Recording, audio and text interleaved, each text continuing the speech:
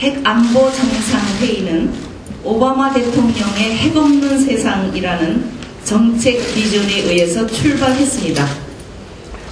핵무기 없는 지구를 만들자는 구상은 핵군축, 핵 비확산, 핵의 평화적 이용이라는 세 가지 축으로 이루어져 있습니다. 이를 위한 첫걸음으로 핵안보 정상회의는 핵테러 예방에 초점을 맞추고 있습니다.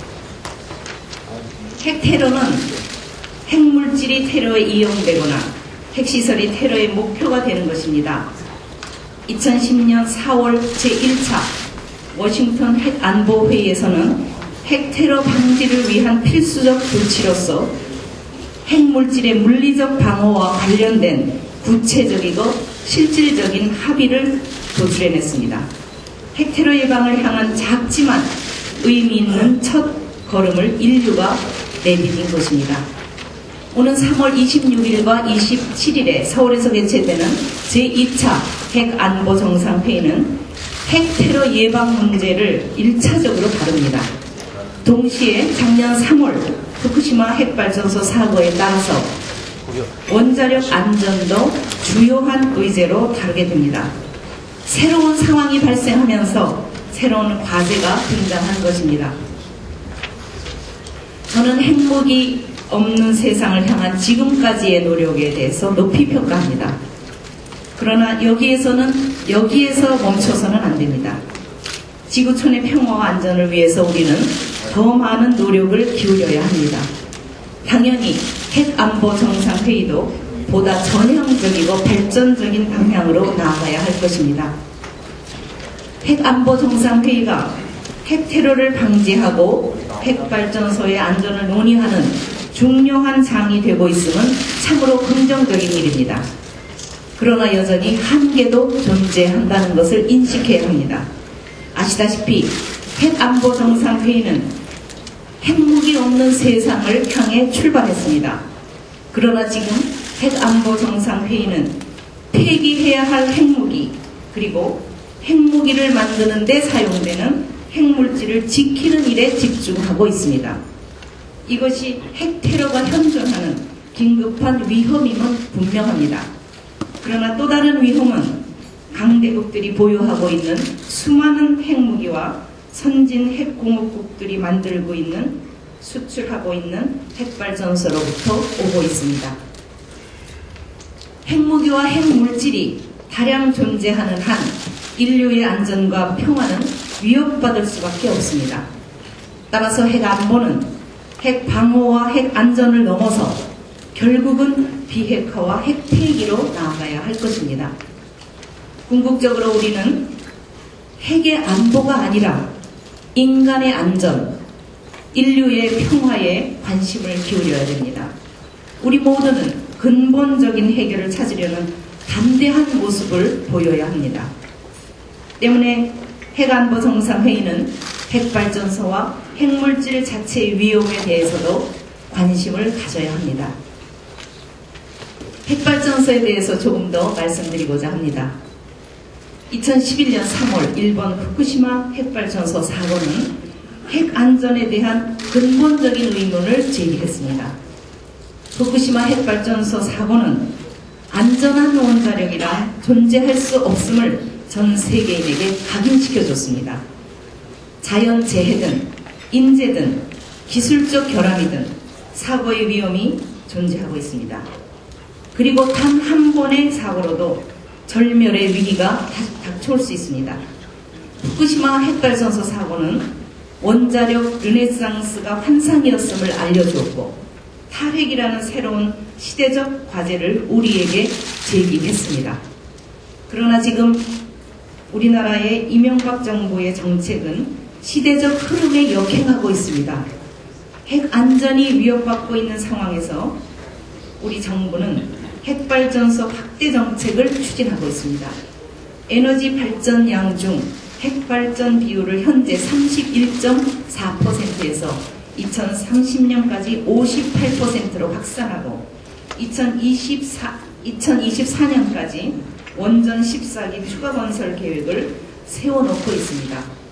원전 수출이 마치 우리 경제의 새로운 성장 동력인 것처럼 홍보하고 있습니다. 정말 시대착오적인 방향이라고 아니할 수 없습니다. 제가 속해 있는 민주통합당은 강령에서 21세기 평화와 생태 위기를 극복할 수 있는 새로운 철학과 가치를 정립하고 추구한다고 선언했습니다. 또한 세계 평화와 사람 중심의 에너지, 환경, 생태 정책을 표방하고 있습니다. 지속 가능한 인류 평화라는 관점에서 원전을 전면 재검토하며 신재생 에너지 개발 노력과 지구적 차원의 환경 보존에 앞장설 것을 국민들에게 약속해왔습니다. 따라서 우리는 핵발전소와 현실적 존재 이유를 인정하더라도 핵에너지의 위험성에 충분히 대비하면서 미래 정책 기조로서 핵발전소 의존 비율을 줄여나가고 동시에 핵에너지를 대체할 수 있는 신재생 에너지 개발과 연구에 박차를 가할 것입니다. 오히려 신재생 에너지는 차세대 성장 동력으로 자리매김될 수 있습니다.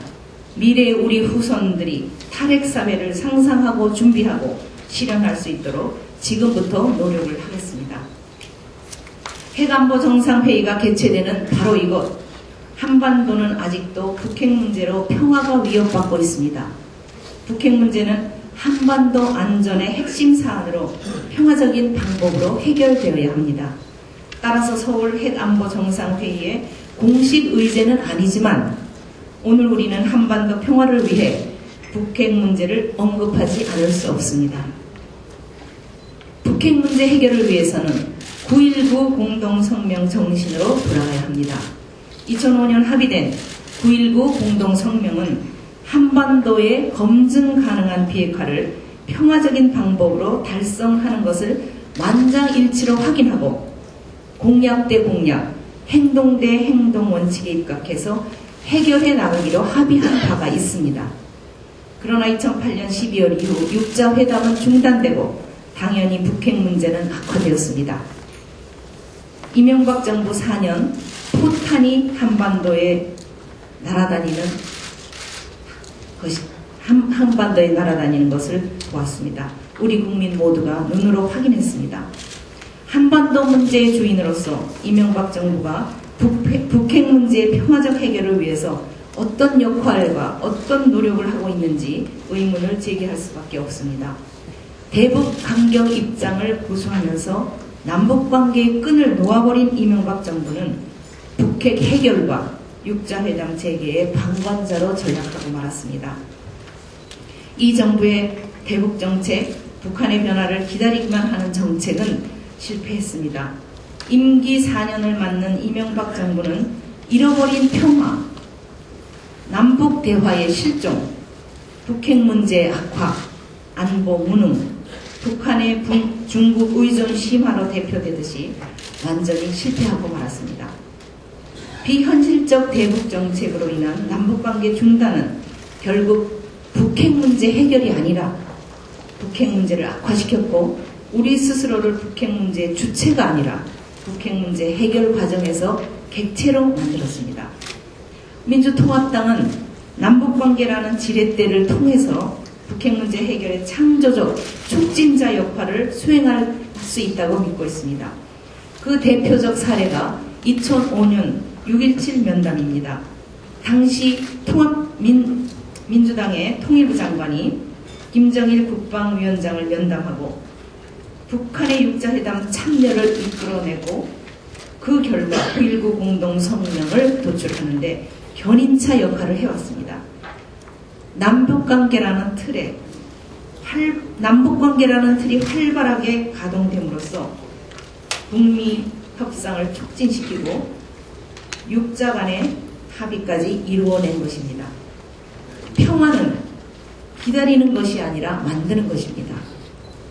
남북 간의 신뢰도 기다린다고 되는 것이 아닙니다. 만들어가야 합니다. 우리는 북핵 문제 해결을 위해 남북관계 개선부터 시작할 것을 천명합니다. 북핵 문제 해결은 궁극적으로 한반도 평화체제 구축의 시작입니다. 남북관계 개선을 통해서 북핵 문제 해결과 한반도 평화체제 논의를 병행해야 합니다. 9.19 공동성명의 완전한 이행을 통해 북한의 실질적인 비핵화를 이루어낼 수 있도록 남북협력을 확대하고 심화시켜야 합니다. 새로 등장한 북한의 지도자들과 대화해야 합니다. 민주통합당은 남북관계 정상화와 발전을 적극적으로 추진해 나갈 생각입니다. 남북관계를 가로막고 있는 5.24 조치의 철회를 주도할 것입니다.